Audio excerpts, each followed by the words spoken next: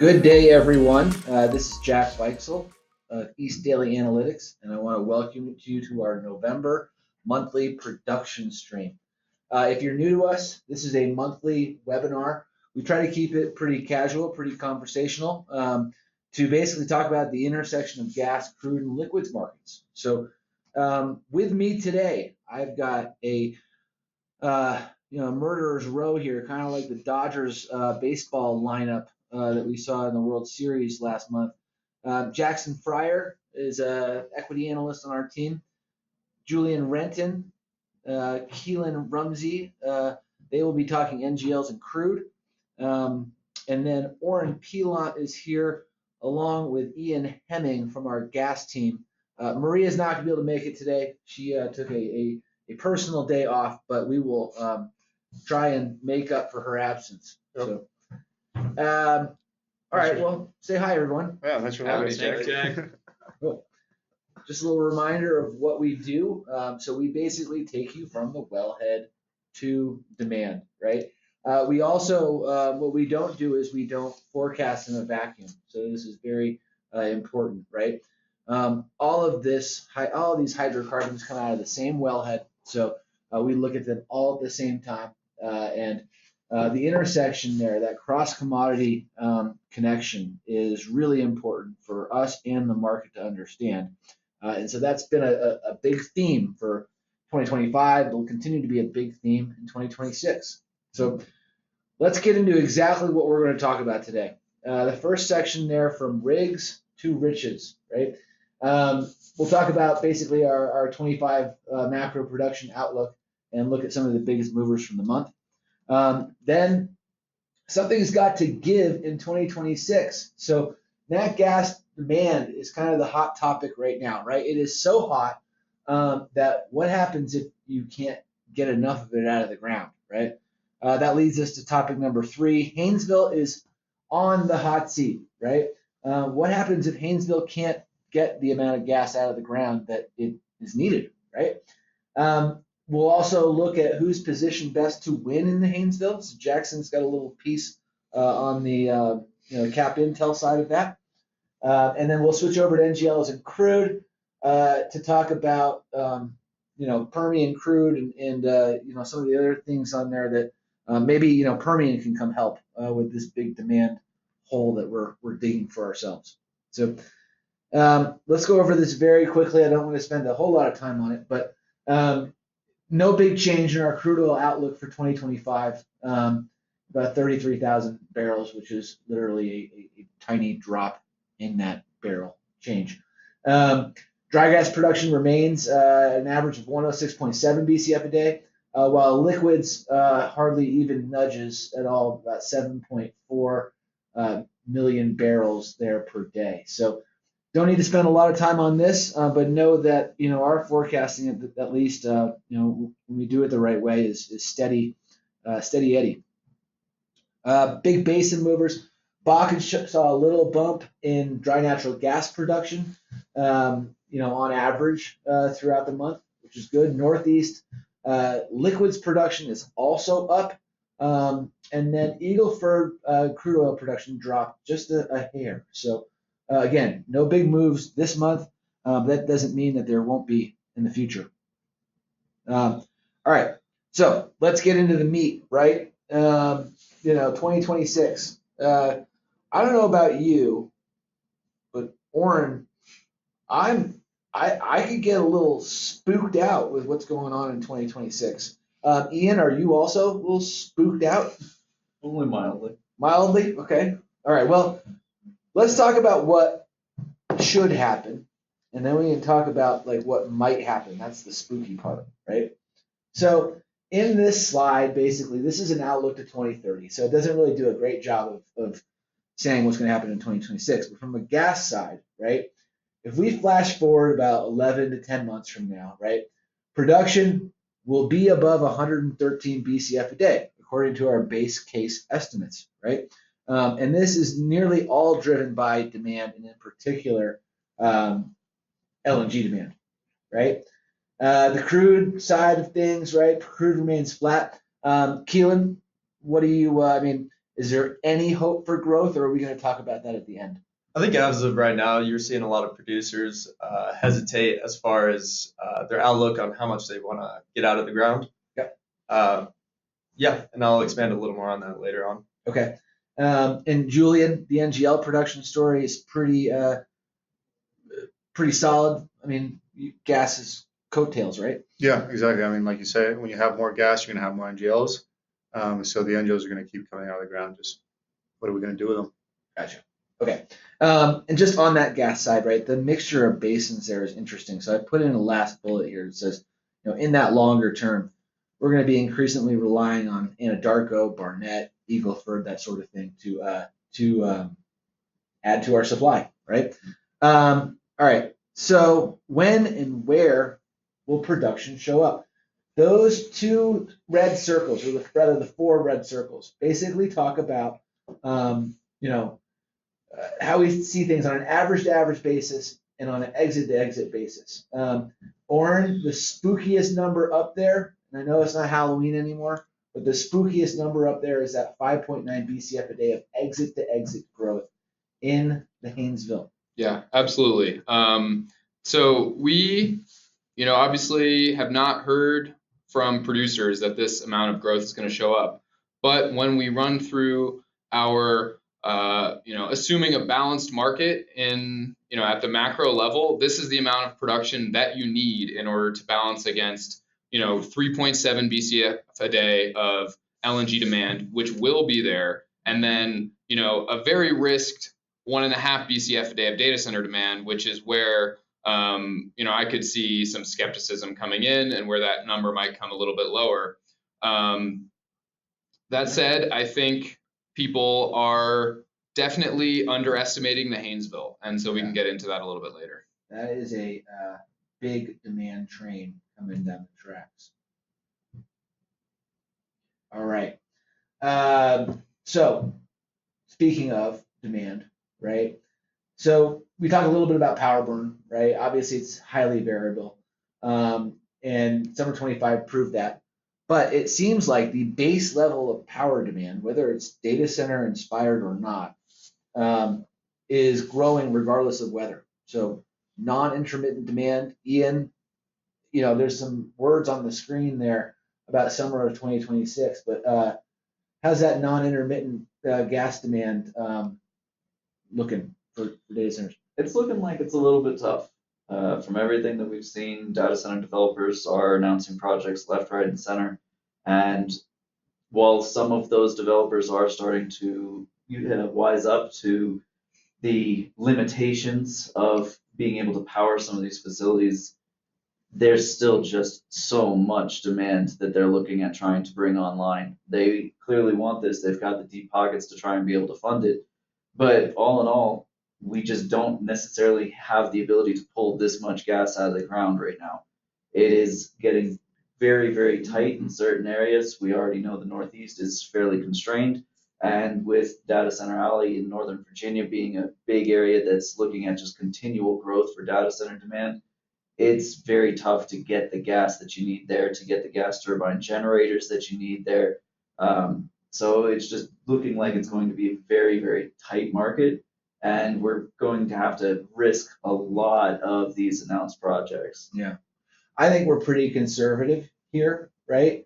But that just shows you that, what could be if things really went, if everything fell into lockstep the way it was supposed to be. So this chart on the right, and I've highlighted 2026 there, right?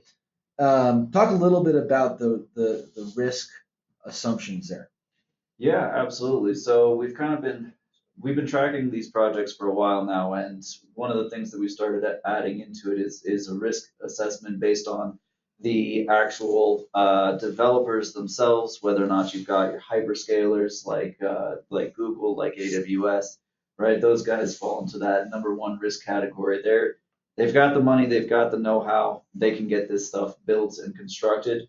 But then we start to risk some of the other ones based on more what kind of capital do they have to throw behind some of these projects. So we've got that second tier, which is going to be more of your typical developers like Tract, things like that, that do have the money and the know-how, but might be a little bit more susceptible than some of the really big hyperscalers. And then you fall into that risk 3 and risk 4 category where it's just, you have much less likelihood of getting through it. Some of these are Bitcoin miners and things like that, where they're just trying to, eke out some profit here, but they just don't have the know-how to necessarily get these projects done. Seems like even in that second group, they're going to be out in the market throwing rocks at each other to get turbines and It's going to be really tough. gas supply, someone to build them a lateral potentially, right? Yeah, absolutely. All right. Well, I like this risk forecast. I like to see that we're doing this. And just programming note, obviously this stuff is available in our macro supply and demand report on a monthly basis. A lot of work goes into this, so good stuff. All right, on a longer term basis, right? Wow, that LNG feed gas capacity forecast just popped in there, right? You see the power demand forecast on the left through 2030, right? See that 2026 number there, approaching an average of 38 BCF a day for next summer, right? Obviously that LNG feed gas capacity forecast is the big 800-pound gorilla in the room, right? Data centers make a lot of headlines. LNG projects just continue to kind of pile on. In the past month and a half, we've seen 4 FIDs on individual trains there, with trains 3 and 4 in Port Arthur and trains 4 and 5 of Rio Grande getting the nod, right? That's 18.8 BCF a day of capacity by 2030, right?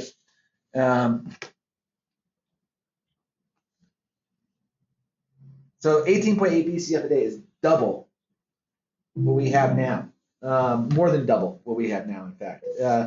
It's pretty impressive, just the gains of all these individual projects. Now, if they come in on time, that's another thing, right? But really, the main thing is having the gas for it, right? Yeah. And I guess a question on that, Jack, something, we're talking about the LNG ramping up.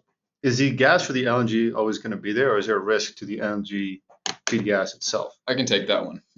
So I think that's a key distinction here between LNG and data centers, is that these LNG facilities have supply agreements lined up for 15, 20 years, right? So they have already done the work of going, to secure their molecules from the supply basins, secure capacity, and then obviously offtake agreements as well. Data centers, on the other hand, it's kind of, up in the air as to whether or not, they have secured their supply. They know that they want to build these facilities, but they're not as plugged into the gas infrastructure. And so I would put a lot more risk on that data center number compared to our LNG numbers, especially in the very near term, which we can get to on the next slide. They were first in line. They've been working this for years. So, but are we going to see the actual LNG glut come to fruition? Right, everybody's talking about it. Is that something we're actually going to see happen here? Here's my observation around that, right? Is Plaquemines, currently taking 4 BCF a day of gas, right? Are they the exception or the rule, right? So a big test of that will come in January with Golden Pass, right? As I understand it, there's already a cool down cargo, which could be there within the next 2 weeks. So they can really, that first train of theirs can start functioning. So there will be more to talk about in probably a month's time. But I mean, if Golden Pass is already ginned up and getting their cool down cargo, what's to stop them from behaving in the same manner that Plaquemines and Venture Global have, right? So again, scary stuff, especially for data center demand.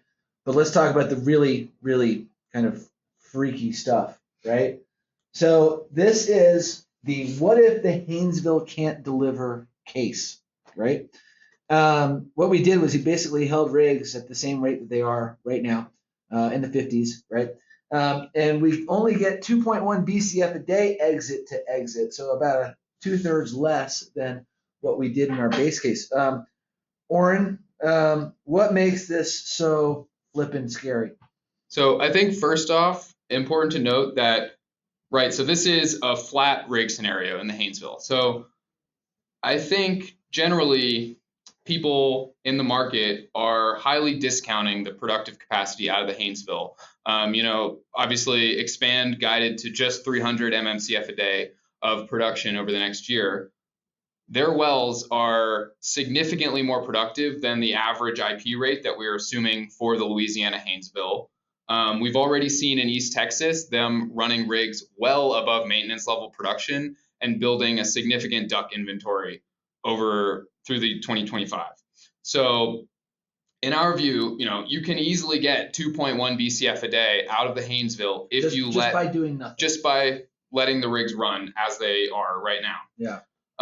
So that's one part of the equation.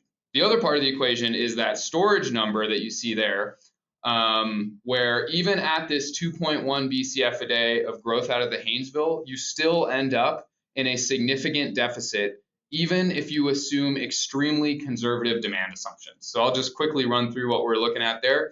I built in a 1% decline in natural gas consumption across sectors, so rescom, power, electricity demand, as well as industrial, and then also cut out all data center growth from our demand forecast. Yeah. And then so really the only incremental demand you're seeing year over year is 3.6, 3.7 BCF a day of LNG demand from Golden Pass ramping, from Corpus Christi ramping, and Costa Azul as well. And so that LNG export number there for summer 26 is still 3.4 BCF a day higher versus the other demand sectors, which we've kind of scaled back.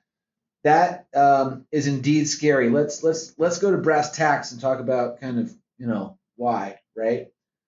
Here's the scary bit. In that low Haynesville forecast that we just detailed, that Orrin and I just detailed, that is the price that results. So what you're looking at on the left is the storage surplus deficit yield curve, right? Assuming things go as Orrin just discussed, with basically not being able to inject as much over the summer because you don't have enough production. Even if you curtail demand a little bit, you end up in a big old hole. So deficits that exceed or meet 300 BCF, all of that means basically higher prices. So Orrin, I don't know if you want to iterate on that green, that yellow, that orange line versus our base case forecast, but yeah, absolutely. So real quick, just to recap, this is assuming a 2.1 BCF a day year over year growth out of the Haynesville, which no one else is calling for, right? That still puts you at nearly 400 BCF below the 5-year average, which we haven't seen in 5-6 years, mm-hmm. right? And we haven't seen since the marginal molecule switched from the Permian at zero cost to the Haynesville at higher $3, $3.50 maybe. And so really, if the Haynesville doesn't show up, what is the upside risk to price here? Yeah. Even more than $6. Yep. 7, 8 maybe, volatile spikes. Yep. It's looking scary. Yep. So that pace of production in the Haynesville is super important, despite basically what producer guidance is saying. We're going to need it, or we're going to be in a really big hole. So anyway, take that for what it's worth. Also, before we move on, I just want to say that we're going to be expanding on these in much greater detail in our year-end Dirty Little Secrets publication. So if you don't have access to that, reach out, sign up. There's a lot of good stuff in there. Yep. That's going to be a big theme walking into 26 for sure, and we're on it. All right, Jackson, let's talk about some of the cap intel implications of this. So there's a lot of words on the left, right? And I don't feel like reading them. So I'll speak to them, Jack. What do they say? So Williams is taking a decisive step into LNG. So in late October, about 3 weeks ago, Williams agreed to buy a 10% stake in Woodside's Louisiana LNG project, which is a 16.5 million tons per annum project with 2.5 BCF a day. And they also committed to 1.5 million tons per annum of offtake, right? So total Williams spend across the LNG stake and related pipe work is about $1.9 billion. Yeesh. This adds LNG linked cash flows on top of their core midstream business and puts them directly into the export value chain for the first time. Okay. All right. On the midstream side, Williams becomes an operator with 80% of the Driftwood pipeline and takes on Line 200, which is a 3 BCF a day header from Lake Charles to Gillis Hub. That thing's like a hot potato. How many hands has that Driftwood pipeline been in? About 3 now. About 3? Maybe Yeah. 4. All right, but Williams obviously has the experience and expertise to operate that, which is great. Now, tell me more about, like, Why does Woodside want this? what's up with Woodside, and then it's our Japanese friends. Yeah, really interesting. So there has been quite a few Japanese investments within the Haynesville trying to secure those offtake agreements and get the supply, right? I think as we just saw in our spooky supply case, right, those concerns are very much warranted. Yes, very interesting. With all of this demand showing up, and will the Haynesville ramp, as Oren said, to be able to meet this? But yeah, Woodside again reached FID at $17.5 billion earlier this year, and already sold 40% of the infrastructure to Stonepeak at $5.7 billion. So diversifying the risk along this, but definitely a lot of interesting international demand for LNG. Mm-hmm. Yeah, I mean, between Tokyo Gas, kind of buying Rockcliffe there, and Mitsubishi and talks to buy Aethon. Allegedly, right? And then Mitsui is getting involved in some of the very productive exploratory Western Haynesville acreage alongside Comstock and Aethon. Okay. Yeah, a lot of stuff moving in the Haynesville. Is that something that maybe helps increase flows out of the Haynesville, do you think? To be honest, we had this conversation a week ago. I think the Japanese are more on the conservative side in terms of how they want to ramp their newly acquired production. They're really looking at a 20-year time frame of gas as a transition fuel to nuclear in 2020 or 2050. So great point on that 20 years, right, of inventory and what they're looking at, especially for JERA. We've seen a couple points as well come out of fear on like what does the inventory actually look like within the Haynesville, and this is further confirming that there is quite a significant amount of room to run. Okay. So an injection of capital, obviously, into this is never a bad thing. Just a matter of how long it's going to be there and what pace these new owners decide to run at, right? Wow. Okay. I mean, that's a lot of capital moving around. All right. So Haynesville can't, let's say Haynesville can't show up, right? Let's go over here and talk about Permian and the intersection of crude and gas there. Keelan, what's the Permian crude plateau all about? Yeah. So since Liberation Day, we've seen rigs kind of falling off a cliff. There's currently sitting at 241, which is the lowest they've been since 2021. The Permian crude output is expected to flatten as growth moderates. We're seeing some hesitancy in Permian producers as OPEC cuts continue to unwind on top of a price environment that's not too crude friendly. The gas is forecast to rise by 6 BCF by 2030, and we're kind of wondering how that can happen with crude staying flat. A few reasons why we see that happening is, one, the wells are maturing. We're seeing this in the Midland in particular. The GOR ratio increases, yielding more gas naturally from the reservoir. Another reason is the more Permian producers are shifting rigs from the Midland to the Delaware, where the gas IP rates are yielding 3 to 4 times more gas. And the last reason being the market is demanding gas, which means producers will focus on areas of the Permian that yield more gas to meet this demand surge from LNG centers and data centers. Yeah, I think the Permian can probably contribute a little bit, despite $60 oil, right? Now, we ran a case, right? We used our production scenario tools to see what would happen if we tried to fill up all of the gas capacity in the Permian, right? So new gas capacity is about 9 BCF a day through 2030, right? When we tried to fill that up, we blew out our crude capacity, right? Correct. Yeah. Currently, right now, we don't have the infrastructure to meet that gas demand. And shortly after ramping up gas, crude does become capped. Yeah. No, it's fascinating. I think Permian obviously has the right gas pathways to help support some of this LNG demand. But it's interesting how codependent those two are. I feel like that's how it's balanced, right? Is going to those regions or like sub-basins in like the Delaware, northern Delaware with those higher GORs, balancing that crude egress while you can still hit these gas growth numbers. Yeah. Well, and the gas price presumably will be improving as you get more egress capacity out of the basin. So it does seem like things are moving in lockstep in the right direction. Yeah. So 6 BCF a day of growth rate and then 9.1 BCF FID capacity. I guess all our view is that we are going to have this gas growth with flat crude, and with everything that Keelan said, it kind of makes sense. But is there any downside to this? Could it be that this doesn't materialize? Do you guys have? Or I'll direct this to you. I know you're. Do you think there is downside here? And if there is downside, is that a greater call on the Haynesville?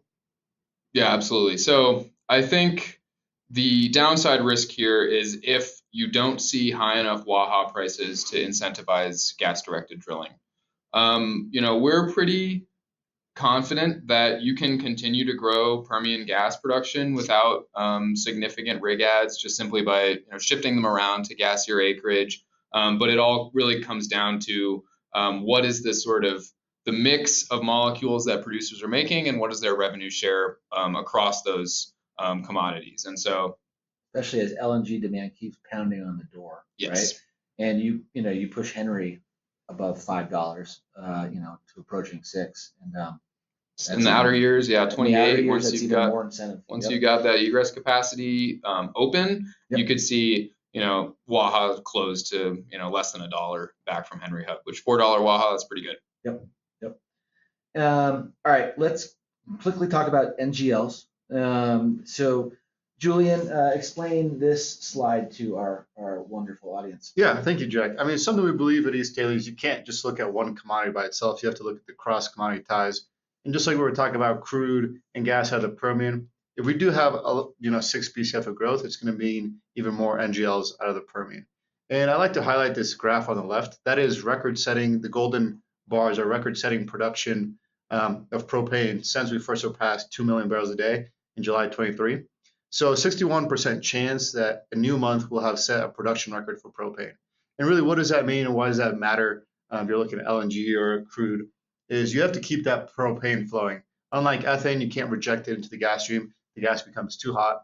So kind of the part of the question is, as we have more gas and more NGLs, to me, could there be a constraint where you have too much NGLs and it could back up, your crude or gas? I think we're not really seeing that right now. We still see plenty of frac capacity, but that is something to watch out for, especially as it seems like propane production keeps increasing. And the frac capacity is that top chart there. The stacked area graph there is individual frac capacity by company, and that blue line is frac throughput in Mont Belvieu. So kind of hard to see, but we are pretty close to the capacity. We are seeing some additions come on in 2026 that should relive that. Where would you find that graph?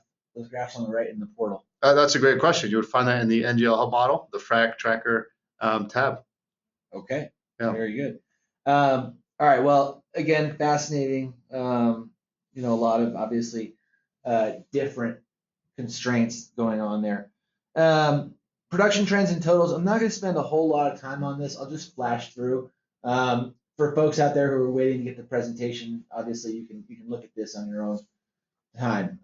Again, not a lot of monthly changes, right? Finally, what was the other thing I was supposed to say? Come for the visuals. Come for the visuals. Stay for the call outs. Stay for the call outs. That's our whole motto here. And if you want more, information on this, right? Obviously, use the old QR codes here to get your hands on some of this, this cutting edge cross commodity research. So, from all of us here at East Daley, thanks for hanging out and listening. And reach out. Like I said, don't be shy. We're here to help you. So, thanks, and Thank have you, a great Jack. rest of your day. Thank you, everyone. Yes, sir.